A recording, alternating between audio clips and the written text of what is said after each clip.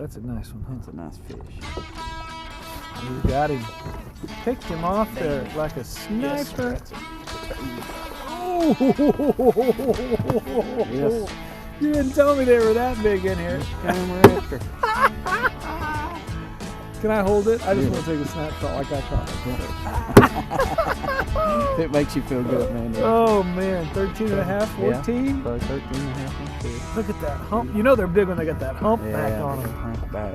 Boy, you put it right on him and he could not resist the crappie magnet. Man, they're just healthy. Look at how thick across the back. Yes, sir. Yes, sir. Nicely done, All Kris right. Mann.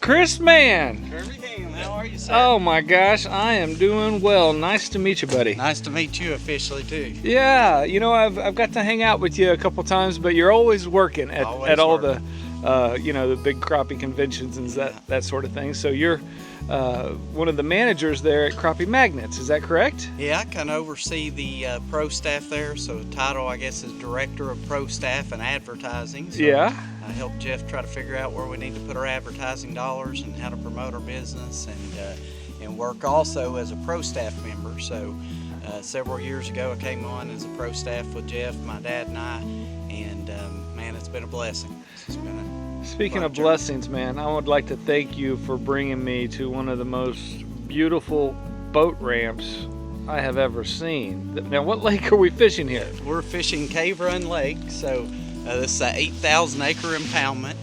It is a Kentucky Department of Fish and Wildlife oversees this, and they do a great job managing Cave Run Lake. It sits right in the middle of the Daniel Boone National Forest, so some of the prettiest country you're ever going to see.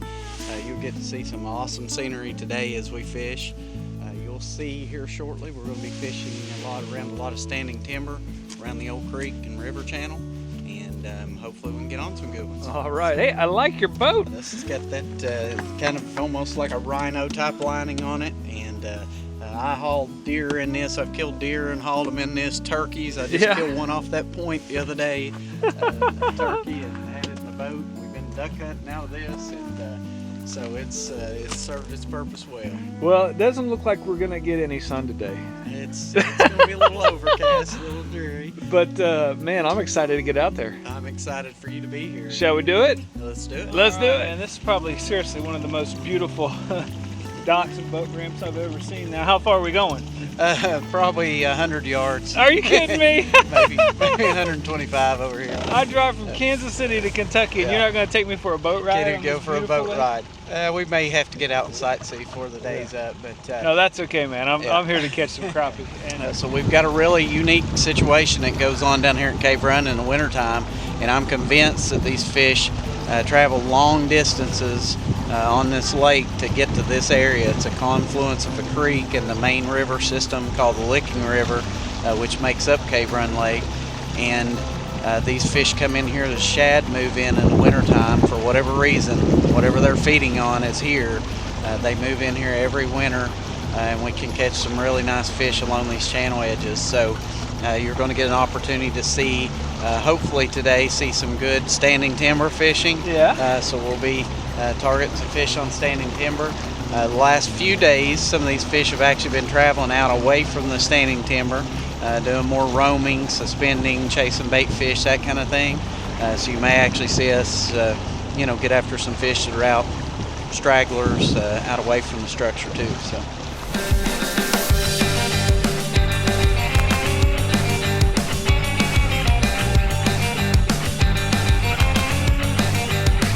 And thanks, by the way, for rigging up my pole while I was doing all the camera stuff. Yeah, you were working hard. So. Now, what's the name of this color here? That is Wizard Glow. Wizard Glow. All right.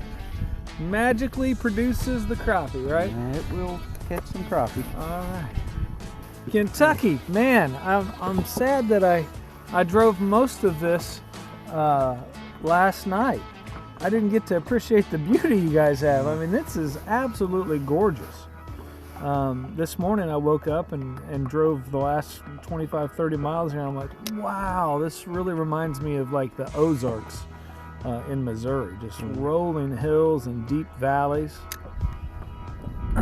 This is definitely spoiled to live in one of the most beautiful places in the country, in my opinion. I mean, it just, especially here in this, right here where we're at, kind of the edge of Menifee and Rowan counties.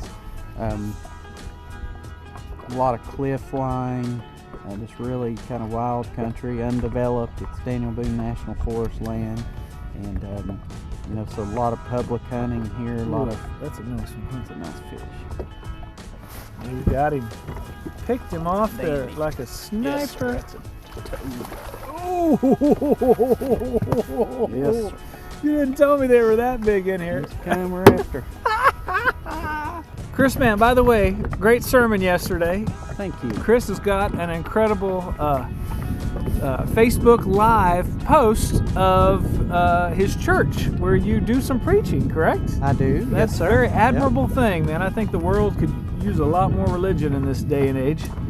And I guarantee some of the stuff that you've said, even recently, has struck a chord in me and helped me out. So. Well, I'm glad to hear that. I just hope that what I do is honoring to the Lord and it helps people. That's the main thing, man. We're in times where people need they need some encouragement, you know.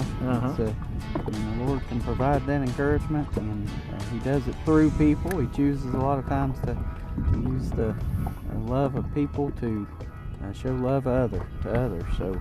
Oh my gosh! Look at that tree.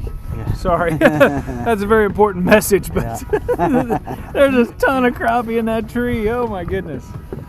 So, how early of an age did you start crappie fishing? Well, you know, it kind of started out creek fishing and fishing at small farm ponds and things with my dad and my sister. And, I was probably 12 years old or so before we just really started to target crappie and really became kind of our favorite fish to pursue. And Is that because you ate them? we ate them. Yeah, Yes, sir. It really was. That was kind of the beginning of it, to That be was honest my with you. beginning, too. It's most people, I believe, if I'd be honest. And it just kind of became a passion. And then after I graduated from college, I played baseball in college, and you know, just a real competitive kind of person. And after baseball was over, I really didn't have much going on in that realm. So I thought, hey, let's try some of these tournaments. We found out about Crappie USA Tournament Trail, and Dad and I just kind of started fishing some events with them. And we started out and had some success kind of early on. Not great success, but we were drawing some paychecks and really got us excited. There you go. And so, but most of what we'll catch today, Kirby, are going to be white crappie, and very few blacks up here in this river system. There are some on the main lake, but just don't seem to be as many. Well, if you like to eat them, you got to share your recipe.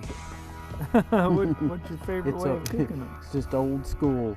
We just use. There you go. We just use Came cornmeal and flay them up and fry them. Yeah. Frying them in an old iron skillet. Seems to be the best way. Sometimes we break out the fish fryer. Depends on how big a group we're fishing or cooking for. But Look at the aggressiveness of that crappie. You know what? I want to show something to the viewers right now. So you see this crappie right now? It's on my line, but I have not hooked this crappie. If you take a look, look at that. It's wedged in there. He's just got that jig caught in his mouth. It is not hooked in there. That is crazy. Look at that. I'm not even, look, that's how I caught him just wedged. Don't see that every day, do you? You know what kind of skilled fisherman it takes mad skills to not hurt a crappie when you're really mad? You got mad skills. Oh man. Well, we've been here like 3 minutes and we caught 3 fish. How much fun. And I'm going to say this, I bet this to be true, that you probably turn a lot of big fish loose throughout the year, even when you're guiding. I do. You know, I feel guilty because, you know, on that B&M red checker, it gives you their ages. Yep. Some of those crappie I'm catching are older than my kids. You know what I mean? It's like, oh, I can't take this, you know, monster 15, 16-inch crappie. Those are big for Kansas. Oh, that's big here. Okay. But I can't take those from this. You know, you want to keep the genetics, you know? You want to keep the genetics in there. And it's, you know, one thing with live scope that we're finding out is, you know, when you're able to catch the bigger fish, because you can see them like that, then, you know, you feel a sense of responsibility that, hey, I've got to turn a certain amount of these fish back loose. I've got to let the big ones live. It's the right thing to do. You know, and saving a big fish on occasion, no problem.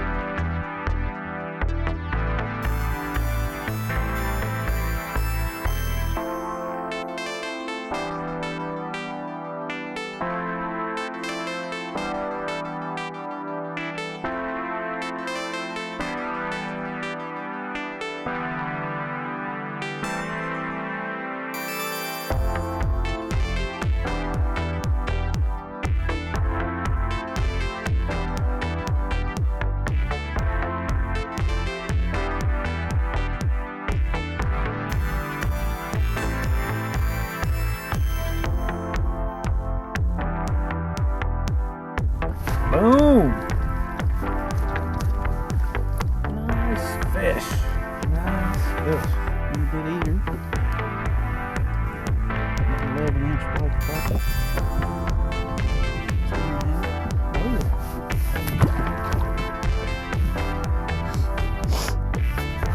It's amazing the difference in the attitude on different fish some days. I mean, that fish there we're watching super aggressive. He came a long ways off the structure to get to that.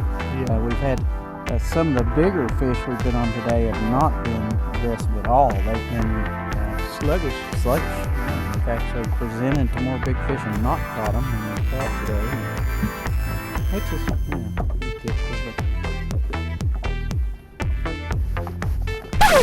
you know, don't just hog all that stuff. Slab bites. I've been begging for one all day. Oh, you didn't get yours? I laid you a jar right back there. Oh, I'm sorry. I thought I thought you were using them. My apologies. Yeah. Well, I used a couple, but yeah. Oh man. I've kept you out of the good stuff. You know, I just thought it was funny because every time you'd catch one, you put it back in your pocket so quick. I'm like, he ain't even gonna offer me one. He's not gonna offer. What kind of guy is it? What kind of host? Oh, that's fun. There you go. Good job. That's a dandy too. Nice one. Guarantee it. Oh, Yes, sir. wow, just blown Nice in. one. There we go. Nice. Attaboy. Woo! Nice fish. This was kind of fun. Yeah. Wow! Nice one. Light tackle. Nice. And I tell you what, I'm impressed. I didn't want to swing this in with the sharpshooter. Take a look at this. Sharpshooter B&M. Big crappie. Kentucky crappie, baby. Let's get him back in there. You know what's funny, Kirby? I hear a lot of people talking about they're into this thing now. Everybody boat swinging, you know, boat flipping. Yeah. And I'm thinking to myself, for years we never knew anything other than boat flipping. You didn't net crappie, you just, it was something you just catch fish. I don't know how many big crappie over the years we just hossed right on in the boat, And these B&M sharpshooters, man, they'll do it. I've not seen a fish yet, which I'm not fishing, Mississippi a lot, but I'm not seeing too many fish yet. I couldn't just flip right up in the boat with these poles, and they handle it well. I took the big brother of the Sharpshooter 6. Yeah. I took him to Canada, and we were catching 100. We'd catch 100 walleye a day. Oh man! And I caught 5 walleye in a row that were at least 4 and 5 pounds, and just swung them in the boat. I had 8-pound test on, and just there's some nice ones there. I better shut up and start fishing. Oh, come on now, catch that fish, Kris Mann. Oh yeah, you got it. Looks like a good one. Nice fish. Nice fish.